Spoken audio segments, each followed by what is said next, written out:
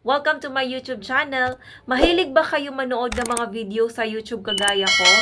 Alam niyo ba na pwede kayo makatipid ng inyong internet connection sa pamamagitan lamang ng pag-turn on sa settings ni YouTube? Kaya kung gusto niyo makatipid ng inyong internet connection at kung paano ito gawin, sundan niyo lang ang video na ito. Punta po kayo sa inyong mga YouTube application.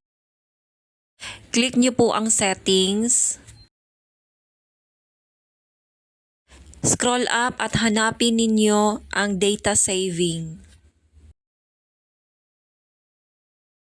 Ito ang kailangan nating i-turn on, ang data saving mode, para makatipid tayo sa ating mga internet connection.